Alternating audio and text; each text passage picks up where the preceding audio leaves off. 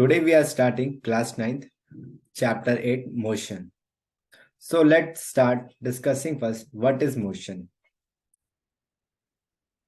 So first topic of motion is a reference point. Let's see a video to understand more about what is reference point. तो motion का पहला topic है हमारा reference point. तो हम एक video देखेंगे और समझते हैं क्या होता है रेफरेंस पॉइंट। सपोज करो कि एक लड़का ट्रेन में जा रहा है। हाँ, और ट्रेन चल रही है 50 किलोमीटर पर आवर की स्पीड में। उसके हाथ में एक बॉल है। अगर वो बॉल को नीचे ड्रॉप करेगा तो उसके हिसाब से मोशन क्या होगा उसके लिए। और यही उसी बॉल को अगर कोई बाहर से कोई देखेगा तो उसके लिए क्या मोशन होगा। पहले बात करते हैं लड़के के लिए। अगर लड़के ने अपने हाथ से बॉल ड्रॉप की तो उसके लिए जो बॉल का मोशन होगा वो वर्टिकली अपवर्ड और डाउनवर्ड होगा। जैसे कि मेरे हाथ में कोई बॉल है, अगर मैं इसे गिराऊं तो मेरे लिए सामने मोशन कैसे होगा, ऊपर और नीचे। पर अगर उसी बॉल को कोई बाहर से लड़का देखे तो उस बॉल का जो पाथ होगा वो ऐसे कर्व नेचर में आएगा। तो इस वीडियो से हमें ये पता चलता है कि जो मोशन होता है वो देखने वाले के ऊपर डिपेंड करता है। देखने वाले पे, जैसे कि सेम एग्जांपल लेते हैं ट्रेन का ही। अगर मान लो ट्रेन में दो लड़के आमने सामने बैठे हैं और तीसरा लड़का है वो बाहर एक पेड़ के पास खड़ा है। अगर दो लड़के आपस में एक दूसरे को देखेंगे तो दोनों एक दूसरे के लिए क्या है, उन दोनों का आपस में रिलेटिव पोजीशन चेंज तो हो नहीं रहा है। तो दोनों एक दूसरे के लिए हिसाब से क्या है, रेस्ट में है। पर अगर उन्हीं दोनों लड़कों को कोई बाहर से तीसरा लड़का देखता है तो दोनों लड़के उसे एक मोशन में दिखाई देंगे। तो इससे हमें पता चलता है कि जो हमारा मोशन होता है वो एक रिलेटिव होता है। तो इन सिंपल टर्म में कह सकता हूँ कि एक ऑब्जेक्ट एक रेफरेंस पॉइंट के हिसाब से मोशन में भी हो सकता है और रेस्ट में भी हो सकता है। तो हम कंक्लूड कर सकते हैं इस बात से कि दुनिया में कोई भी चीज ना तो रेस्ट में होती है ना मोशन में होती है। सेम चीज अगर किसी के लिए मोशन में है तो सामने वाले क्या पता दूसरे रेफरेंस पॉइंट से वो क्या हो हमारा रेस्ट में हो।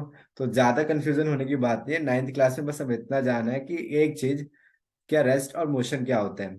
तो मान लो कि हम जैसे ही हम 2D ग्राफ बनाते हैं तो हम एक्स प्लेन वाई प्लेन बनाते हैं। तो जो इंटरसेक्ट को क्या बोलते हैं हम, ओरिजिन। तो जितना भी डिस्टेंस या डिस्प्लेसमेंट जो नापते हैं हम, वो किससे नापते हैं हम, ओरिजिन से। तो उसी ओरिजिन को हम फिजिक्स की लैंग्वेज में क्या बोलते हैं, फ्रेम ऑफ रेफरेंस। हम एक बार फ्रेम ऑफ रेफरेंस फिक्स करते हैं तो ज्यादा चेंज नहीं करते। आई होप सो आपको फ्रेम ऑफ रेफरेंस क्लियर हो गया होगा।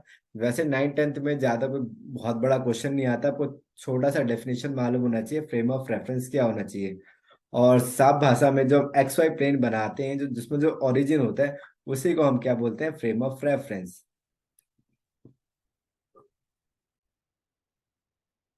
तो मेरे को लगता है कि आपको एक बार फ्रेम ऑफ रेफरेंस समझ में आ गया होगा कि फ्रेम ऑफ रेफरेंस या क्या होता है या रेफरेंस पॉइंट क्या होता है।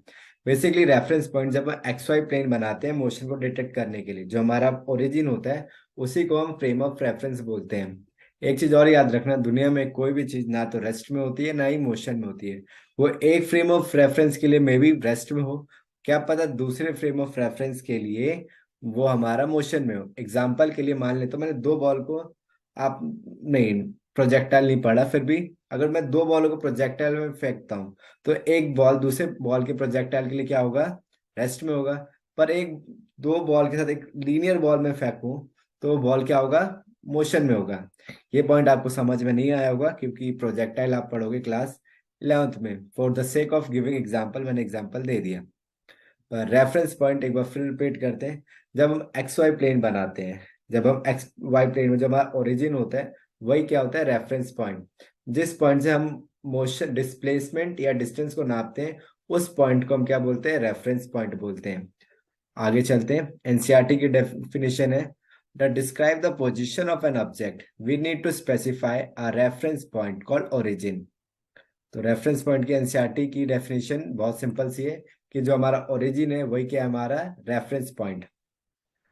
आगे चलते हैं। नेक्स्ट टॉपिक है हमारा motion in straight line. NCERT में एक बहुत सारे एग्जांपल दिया हुआ है कि मान लो कि हमारा एक ऑब्जेक्ट कहाँ रखा हुआ है, ओ पे, वो जाता है बी पे फिर आता है सी पे। तो एनसीईआरटी के एग्जांपल में पूछता है बताओ कि डिस्टेंस क्या है, डिस्प्लेसमेंट क्या है। तो डिस्टेंस क्या होता है, मान लो एक पाथ ऑब्जेक्ट है तो डिस्टेंस होता है हमारा actual distance covered by object, ये होता है हमारा डिस्टेंस। और डिस्प्लेसमेंट क्या होता है, नेट तो net distance covered by object, मतलब जो इनिशियल और फाइनल पोजीशन होते हैं मोशन के बाद, उन दोनों पॉइंट पे शॉर्टेस्ट पाथ को ही हम डिस्प्लेसमेंट बोलते हैं। डिस्टेंस हमारा एक स्केलर क्वांटिटी होता है और डिस्प्लेसमेंट हमारा एक वेक्टर क्वांटिटी होता है। डिस्टेंस डिस्प्लेसमेंट, आप ये चीज जरूर समझो कि हमारा डिस्टेंस और डिस्प्लेसमेंट में क्या फर्क है। डिस्टेंस क्या होगा, या तो हमेशा जीरो होगा या पॉजिटिव होगा। पर जो हमारा डिस्प्लेसमेंट है वो हमारा पॉजिटिव भी हो सकता है, नेगेटिव भी हो सकता है और जीरो भी हो सकता है। तो नेगेटिव डिस्प्लेसमेंट का क्या मतलब होता है? नेगेटिव डिस्प्लेसमेंट का ये मतलब होता है, ये हम थर्ड फोर्थ चैप्टर में और डिटेल में बात करेंगे कि नेगेटिव का क्या मतलब होता है। मान लो कि हमें जाना तो है इस डायरेक्शन में, पर हम चले गए मान लो हमें जाना है नॉर्थ में, जाने किसी ने बोला आपको 5 मीटर नॉर्थ जाना है, पर आप चले गए 2 मीटर साउथ, तो मैं बोलूंगा आपका जो नेट डिस्प्लेसमेंट है वो क्या है, -2। तो डिस्प्लेसमेंट और डिस्टेंस में इतना ही है। जीरो डिस्प्लेसमेंट का क्या बहुत सिग्निफिकेंस मिलेगा आपको, कि मान लो आगे हम वर्क चैप्टर पढ़ेंगे तो वर्क का फॉर्मूला होता है फोर्स इनटू डिस्टेंस। तो किसी केस में जब डिस्टेंस हमारा जीरो हो जाए तो वर्क जीरो हो जाएगा हमारा। यही चीज हम ग्रेविटेशन में भी पढ़ेंगे। उसके लिए दो क्वेश्चन हमने नोट किए हैं। क्वेश्चन नंबर 15 फ्रॉम ग्रेविटेशन, उसमें पूछा कि अगर एक बॉल को हम वर्टिकली अपवर्ड फेंकेंगे फिर वो बॉल वापस नीचे आ जाएगा, तो इस केस में इसका डिस्प्लेसमेंट क्या होगा? तो डिस्प्लेसमेंट की डेफिनेशन क्या होती है? इनिशियल और फाइनल, इनिशियल पोजीशन और फाइनल पोजीशन में जो डिफरेंस होता है उसी को क्या बोलते हैं? हम डिस्प्लेसमेंट बोलते हैं। पर जो बॉल मैंने ऊपर फेंका और बॉल वापस उसी स्पॉट पे आ गया, तो मतलब इनिशियल और फाइनल पॉइंट क्या है, मेरा सेम है, तो मैं कह सकता हूँ कि मेरा डिस्प्लेसमेंट जीरो है। और जब डिस्प्लेसमेंट जीरो होगा तो वर्क जीरो हो जाएगा, आगे हम चैप्टर में पढ़ेंगे। इसी तरह हमारा वर्क डन का भी है। एक वर्क डन में एक एग्जांपल है। Okay, question number 13 from work. मान लो वर्क, एक पर्सन एक ही स्पॉट पे खड़ा है आधे घंटे के लिए, भले वो एक स्पॉट पे 2 घंटा 3 घंटा खड़ा रहे, उसकी पोजीशन चेंज हुई क्या? नहीं। तो अगर उसकी पोजीशन चेंज नहीं हुई तो उसका डिस्प्लेसमेंट क्या रहेगा? जीरो रहेगा। तो एक ही स्पॉट पे खड़ा रहेगा, डिस्टेंस और डिस्प्लेसमेंट दोनों ही जीरो रहेंगे इस केस में। तो next topic is uniform motion and non uniform motion. तो यूनिफॉर्म मोशन सुनने से ही आ रहा है, the object cover equal distance in equal interval of time is said to be uniform motion.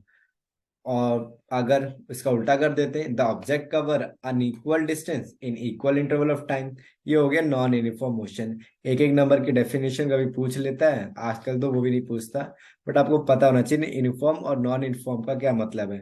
ये जब हम सर्कुलर मोशन पढ़ रहे होंगे तब इसका सिग्निफिकेंस आएगा वहां पे।